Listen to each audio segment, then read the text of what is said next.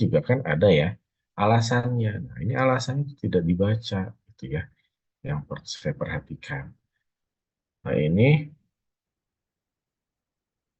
terdapat perubahan formula yang belum dilakukan registrasi variasi. Nah, ini lupa. Ya, jadi harusnya dilihat. Pertama, lihat suratnya dulu ya. Jadi, kemudian setelah suratnya, kamu lihat apa? Lihat dari, ini kan soalnya tuh stok ya. Gitu ya. Jadi, bandingkan antara yang ada di sini, yang ditarik itu, dengan yang ada stoknya. Gitu ya. Aslinya itu, suratnya itu di suratnya yang aslinya, ini sudah saya perbaiki hanya dua. Itu pun Molex itu banyak batch-nya. Nah, gitu. Jadi eh, PBF-nya tuh PBF-nya di banyak kota gitu. Tetapi untuk memudahkan ya cukup saya ambil satu saja gitu ya untuk Molex punya untuk memudahkan. Jadi dilihat apakah yang ditarik itu ada di stoknya. Stok pun saya sederhanakan cuma 4, ada pengecoh 2. Sebenarnya kan hasil stok opname banyak ya, bisa ribuan item, bisa sampai 1.500, 2.500 item. Kalau apotek kan data standarnya itu sekitar 2.500 item gitu ya. Jadi untuk memudahkan aja karena ini praktikum gitu ya. Dan kebanyakan nanti yang ditarik itu kamu lihatnya malah di faktur. Ya, mayoritas salahnya di situ gitu ya. Seharusnya tidak lihat di faktur, fakturnya ada ya di bawahnya. Faktur itu pada yang datang, tanggal yang datangnya kapan? 1 Januari gitu ya. Jadi harusnya yang ditarik itu yang ada di stok. Yang ada di stok di mana? Di sini, di soal. Ya, ya gitu kan. Stoknya itu tanggal berapa ini? Dari stok opening itu. Jadi eh, di hasil stok itu yang dilihat gitu. Jadi jangan yang di hasil harusnya stoknya ada tanggalnya ya, hasil stok opening pada tanggal ini gitu ya gitu. Jadi tanggal tanggal praktikumnya itu, jadi harusnya di sini yang ditariknya. Mayoritas kesalahannya begitu. Jadi pertama kamu lihat suratnya dulu, setelah itu cek alasannya. Dari alasannya kamu akan tahu di situ kelas penarikannya itu kelas berapa. Kemudian lihat obat apa yang ditarik, bandingkan dengan stok kalian. Bisa hasil stok, bisa dibandingkan dengan di stok kita gitu. Tidak usah stok organ, tapi stok apotek dicek misalnya di kotak obat ada nggak yang masuk ke batch itu. Itu ya. Itu ya. Jadi kesalahannya di situ mayoritas seperti itu. Hampir semua. Itu yang saya perhatikan tuh kondisinya seperti itu. Setelah itu, nah ini ya, lembar kerja satu ya. Jadi apa? Nama obatnya ada dua ya, Molexpu dengan apa? Kelasnya kelas 3. Alasannya perubahan formula itu ya. Nah ini perubahan formula yang tadi. Ada perubahan formula ya. Nggak usah panjang-panjang, perubahan formula saja yang belum dilakukan registrasi variasi ya. Boleh ya, tapi ya cukup perubahan formula saja alasannya. Yang berikutnya di berita serah terima. Ya nomor ya terserah kamu tulis apa saja ya. Pada hari ini ya hari tempat praktikumnya. Ya, ini nama kamu si Pak disebut pihak pertama, yang pihak keduanya itu yang dari distributor, bukan dari pabrik. Karena yang menarik itu distributor, nama yang ada di faktur atau salesman yang menarik. Kan di sini ada apoteker penanggung jawabnya. Nah, ini nama ini yang diambil. Jangan nama yang ada di suratnya, karena nama di surat itu orang prinsipal ya, orang pabrik. Jadi pabrik itu memerintahkan PBF yang menyalurkan obatnya ke fasilitas kesehatan untuk menarik obatnya. Ya, saya lihat sih kalau yang udah punya pengalaman kerja, terus ya rata-rata itu tidak ada kesulitan gitu ya. Mayoritas kan di kelas angkatan 34 itu belum ada pengalaman kerja, jadi ya banyak melamunnya gitu. Ada juga yang melamun sampai 3 menit terakhir itu ada, nggak nulis apa-apa ada. Mungkin masih, kalau kata orang Sunda masih gemper ya, masuk ke ruangan, dipacu waktu yang segitu singkat. Nah, kondisi OSC seperti itu. Kita buat kondisi seperti itu ya supaya, oh OSC itu ternyata 10 menit ya, 1 menit membaca soal dan 9 menit harus selesai di dalam stasiunnya untuk mengerjakan eh, soalnya gitu. Jadi harusnya ketika 1 menit itu membaca soal itu berpikir apa yang harus saya lakukan untuk soal itu, ya. Sambil melamun, sambil jalan gitu ke meja itu harus udah tahu. Oh, saya mau ini gitu. Jadi harus seperti itu, gitu ya. Terus juga saya harapkan ya kalian tahu ya zat aktif obat-obatan yang populer, terus golongan obat-obatan yang sering dipakai, ya seperti misalnya kayak analsik, Brexidin, prazolam itu tahu itu golongan apa, golongan psikotropik, kodein, kodipron, fentanyl itu tahu golongan apa namanya narkotika dan lain-lain ya termasuk OT dan prekursor, gitu ya. Itu jangan sampai harus melihat ISO lagi atau MIMS. Itu akan sangat membuang waktu. Gitu ya. Kemarin disediakan di mejanya pustaka tentang penarikan obat. Tapi ya harusnya kalau cuma kelas 1, kelas 2, kelas 3 ya tidak usah dihafalkan. Karena sangat sedikit kan. Itu yang perlu dibaca itu saja. Itu di soal. Ya, jadi itu yang titik pentingnya. Jadi kamu harus tahu mana titik fokusnya dari setiap pekerjaan kefarmasian manajerial. Rata-rata hampir sama dokumennya. Ada faktur, ada SP, ada kartu stok, terus berita acara. Nah, itu yang harus kalian perhatikan. Jadi mencari apa nomor batch? Ya pasti ada di faktur. Tanggal faktur yang mana, nomor faktur yang mana, itu harus sudah membiasakan diri.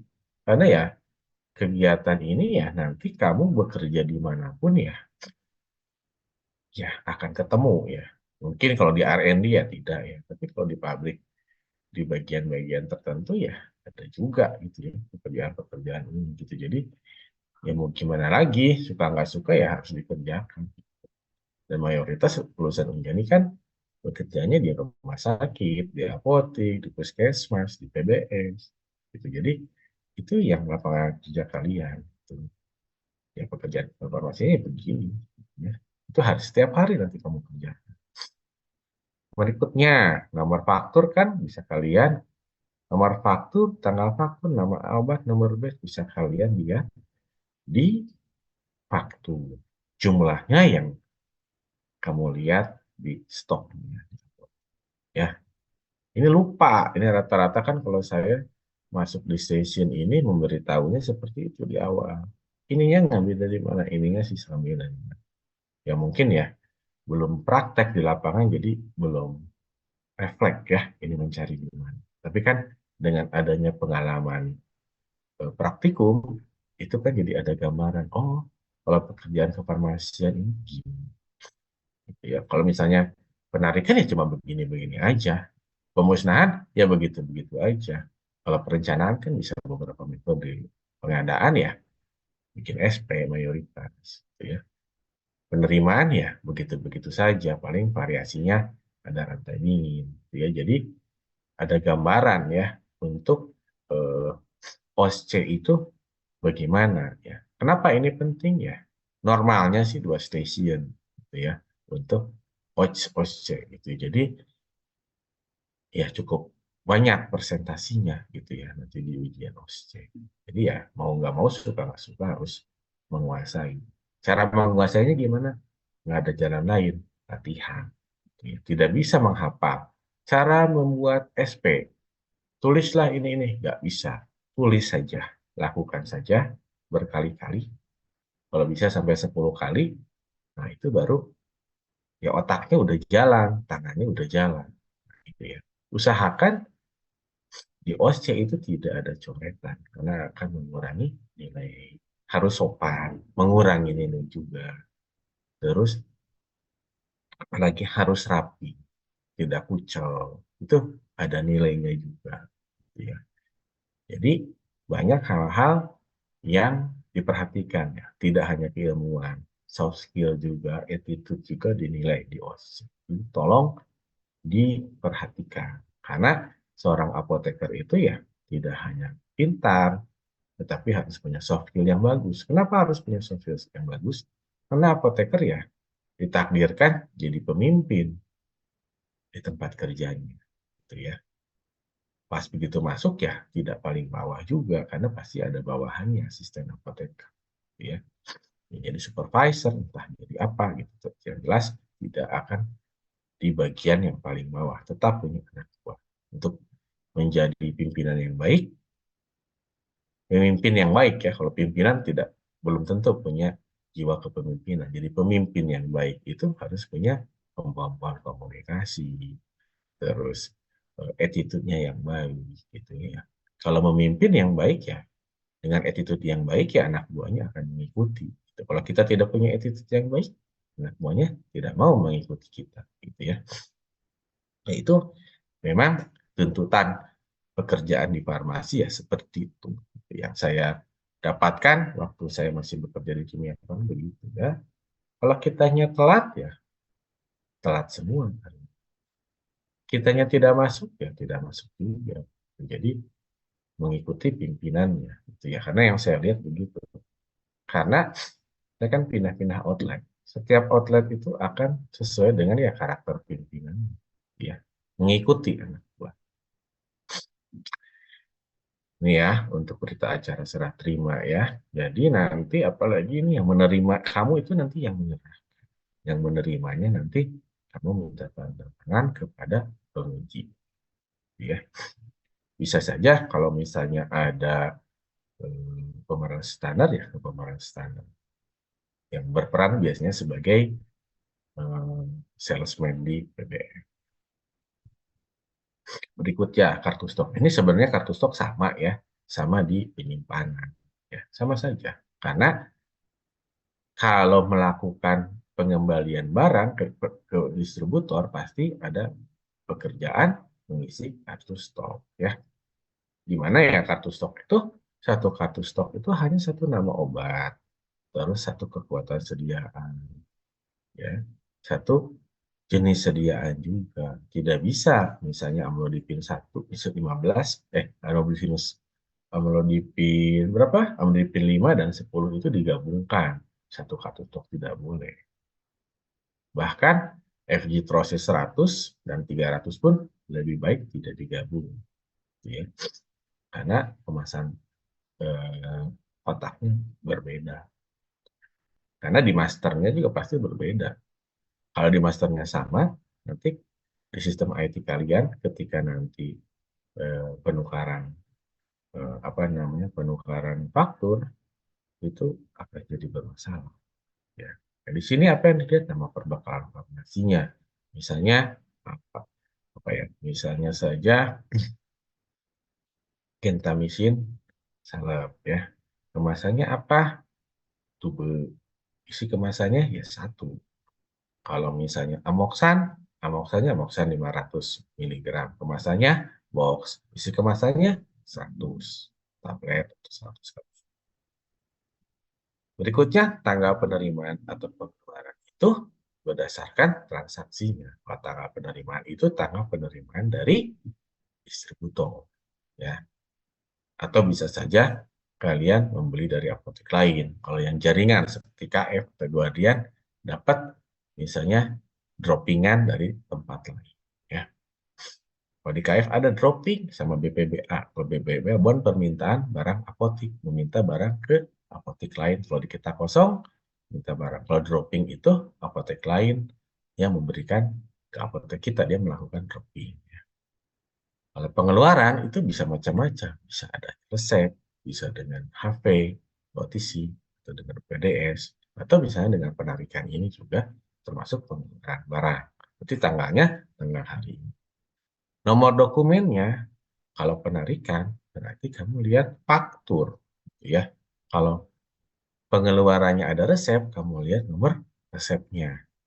Kalau nggak nomor notanya ya, nomor transaksinya sekian. Biasanya kalau HP atau PDS itu nomor 1 sampai sekian gitu ya. Nomor berapa, tanggal berapa. Itu nanti untuk kemudahan untuk pelacakan. Sumber atau tujuan itu di sini tuh distributornya. Dan dalam hal ini PT Mensa Bina Sukses. Disingkatnya MBS. Ya udah MBS saja. Kalau Mensa Bina Sukses terlalu banyak, ya MBS saja. Nomor batch ada di faktur. Nomor dokumen, tujuan, nomor batch, tanggal kadaluarsa, itu semuanya ada di faktur. Sedangkan jumlah pengeluaran itu adanya di soalnya. Ada stoknya berapa? Ada 4, ada 6. Tergantung kamu yang masukkan. Boleh masukkan mulai dulu, boleh apa, terserah. Sisa stoknya udah pasti harus nol karena semua obatnya ditarik. Kemudian jangan lupa kamu, nah, itu soalnya seperti itu, gitu ya. Jadi sebetulnya pekerjaannya mudah. Yang penting apa?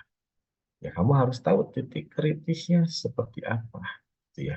Jadi titik kritis itu yang kamu perhatikan. Gak usah semuanya. Contohnya, misalnya kamu menghafalkan doa. Doa semuanya 10 tablet kecuali omeprazol 7 tablet. Misalnya seperti itu ya. Jadi pengecualiannya itu. Jadi apa namanya? Memori kamu tidak diisi dengan informasi-informasi yang tidak berguna. Jadi sekarang seorang apoteker, apoteker kan lebih dari S1 ya. Profesi berarti harus profesional. Profesional ya harus apa? Harus bisa manajemen ya, memanage diri sendiri, bisa Recording in progress. memanage orang lain juga gitu ya. Jadi sudah mulai bisa memilah-milah. Ini kan informasi sangat banyak. Tetapi untuk memilih informasi yang tepat, gimana caranya? Coba tanyakan ke Kaprodi. Blueprint CBT, OSCE itu seperti apa? Nah, itu kamu fokus di materi yang ada di blueprint itu. Jangan semuanya. Gitu. Ngeheng. Setelah UAS, kamu pelajari yang titik kritis itu. Percuma kamu menghafalkan semua, tidak akan keluar. Akibatnya apa? Ngeheng, nggak ada yang keluar ya. Dan latih itu di materi-materi yang di titik kritis itu. OSCE apa saja, itu ya materi titik kritisnya. CBT apa saja. Dengan fokus itu, insya Allah akan baik ya. Karena yang saya perhatikan dari tahun ke tahun itu dari awal. Saya ikut CBT itu dari awal ya. Pertemuan pertama itu pembentukan IBA di Hotel Ciputra itu tahun 2017 kalau nggak salah. Dari awal banget masih CBT itu masih formatif. Sampai sekarang soal CBT ya begitu-begitu saja. Untuk SBA ya. Mungkin setahun terakhir ada tambahan seperti farmakoepidemiologi. Itu baru. Terus farmakoekonomi ada pergeseran. Dulu cost effective analysis menghitung ESA. Sekarang tidak. Apa kemarin cost effective threshold. Ya karena namanya ilmu sosial. Terus berkembang setiap tahun ada lagi gitu ya. Jadi nggak bisa berhenti belajar. Jadi yang kamu dapatkan sekarang bisa beda dengan tahun depan gitu ya. Saya ikut workshop, ikut pelatihan, ada lagi gitu ya. Hal yang baru lagi berkembang. Karena kalau SBA itu kan banyaknya itu bersumber dari regulasi dari Permenkes. Materi saya dari Permenkes, saya nggak ngarang. Misalnya step-stepnya ini dari Permenkes ini, dari Perpom, dari petunjuk misalnya praktek di apotek. Kenapa saya melakukan itu? Untuk memudahkan kalian. Jadi harus ada sumber yang jelas. Karena di SBA ini selama saya mereview di SBA itu dari 2017 sampai 2021 itu banyak sekali soal-soal yang dikirimkan institusi itu sumbernya tidak jelas. Kenapa? Yang mengirimkan yang bukan orang SBA. Karena orang SBA nggak banyak di Indonesia. Dan mereka pun tidak tahu pustakanya di mana. Ya. Pustakanya yang mana pun tidak pernah baca, tidak pernah lihat. Contohnya materinya. Kayak misalnya metode ini. Kalau di manajerial itu Pareto, Span, terus min max, just in time, titik kritis itu masuknya pengendalian, bukan perencanaan. Pada yang tidak tahu itu masuknya perencanaan. Ada udah jelas di buku Managing Drug Supply pengendalian. Di peraturan perundangan pun pengendalian. Ya. Jadi ada bisa dirunut itu diambilnya di mana. Makanya memang kalau sebelum pekerjaan kefarmasian manajerial itu mempelajari dulu berundang-undangan dulu. Ya, contohnya beberapa tahun yang lalu untuk pemusnahan tidak ada aturan yang jelas. Sekitar setahun apa 2 tahun yang lalu ada petunjuk dari POM untuk pemusnahan. Jadi sekarang jelas untuk setiap metode pemusnahan obat. Gitu ya. Jadi lebih mudah saya mengajarkan ke mahasiswa. Kalau dulu harus dari WHO. Gitu ya. Kalau udah ada Perpom nomor sekian, lebih mudah. Gitu. Jadi untuk kalian. Ya penarikan sudah jelas kan. Per, Perpomnya itu ya ada di situ ya di yang saya kirim tadi. Bisa kalian pelajari. Kalau selain itu ya ambil dari sana mayoritas ya. Gitu ya. Jadi modul pun setiap tahun ada perubahan, gitu ya, menyesuaikan dengan peraturan yang terbit yang terakhir. Ya, silahkan, ada pertanyaan?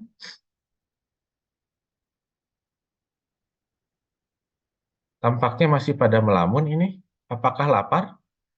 Belum makan Izin siang? bertanya Pak, Iya, silahkan. Eh, boleh jelasin lagi nggak Pak yang bagian tadi Yang bagian apa? sisa Sisa. sisa stoknya itu yang itu stok apa namanya? Nah, Yang jadi kartu stok Pak. yang kartu stok. Ya sisanya harus nol, betul Iya nggak? Pak. Betul nggak? Yang ditariknya sekian, sisanya harus nol. Nol. Oh, iya. Oh, iya. Oh gitu ya. Itu, betul. Ingat Berarti juga nol. penerimaan 4, sisanya 0 ya di Iya, pengeluaran. betul. Eh, Sebetulnya, sebetulnya pasti di atasnya ada juga transaksi yang lain. Tapi kan disederhanakan aja. Kamu hmm, lakukan pekerjaan yang terakhir.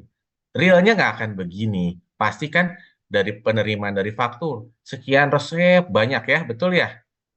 Terbayang kan? oh iya. Nah, yang terakhir itu ini untuk memudahkan aja. Ini namanya praktikum. Nanti kalau ujian ya harus real gitu ya. Dan OSCE ini kelemahannya apa? Mayoritas dosen farmasi di Indonesia itu tidak pernah praktek dan tidak tahu kondisi realnya gitu ya. Jadi suka membuat soal yang di dunia nyata pun tidak pernah ada gitu ya. Gitu. Jadi eh, ya sulit kadang-kadang begitu ya. Jadi saya sederhanakan ya, bukan. Mau lihat surat aslinya? Saya ini ya, saya share ya. Surat aslinya ya dari mana ya? Dari Molek Ayusnya ada saya. Itu surat real.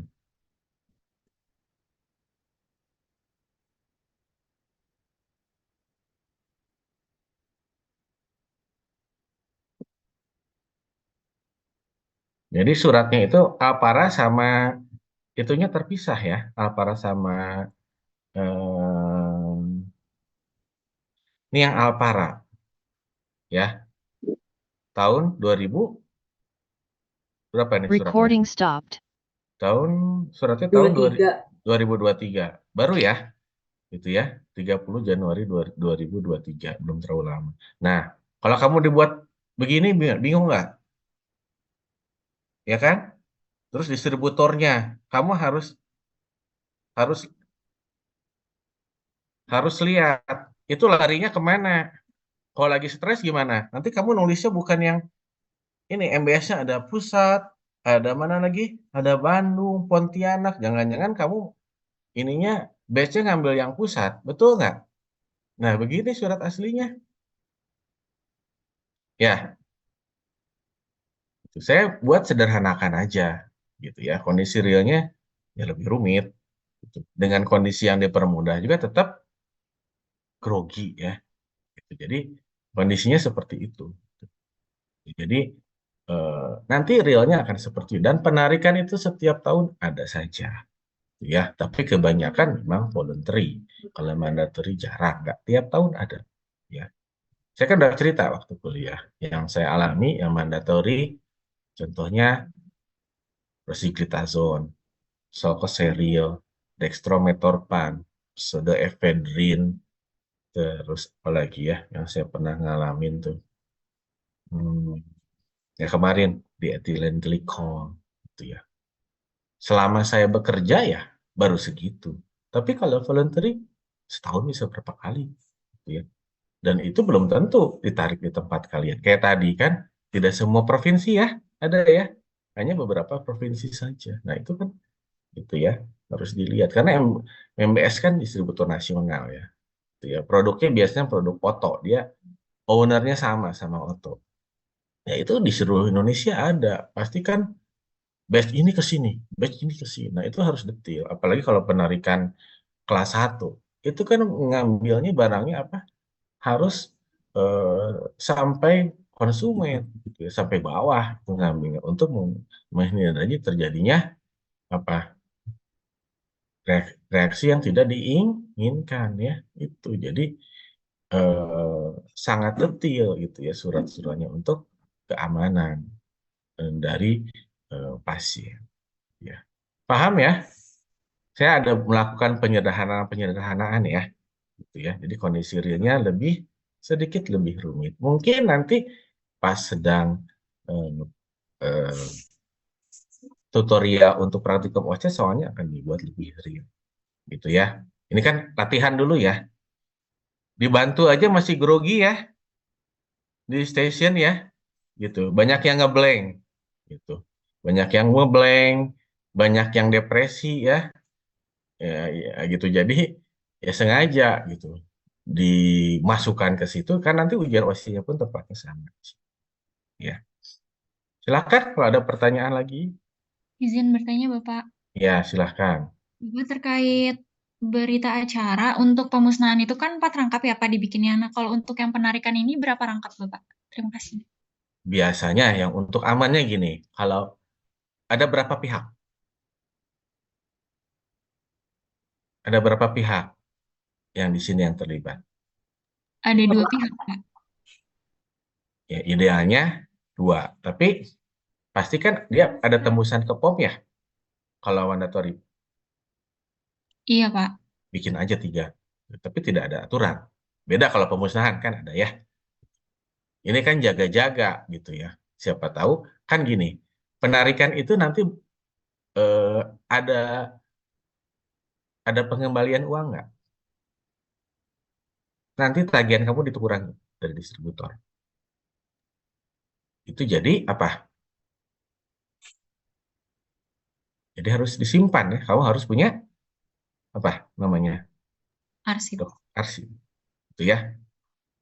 Ada satu lagi pekerjaannya mengurangi tagihan. Sempat nggak 10 menit?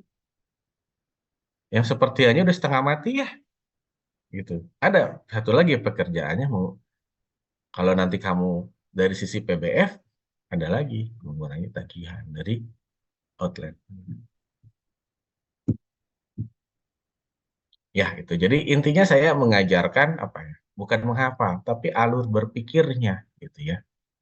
Kalau sudah bekerja ya, ada beberapa kemarin. Ada teman kamu yang sudah bekerja di KFU, cepat sekali mengerjakannya.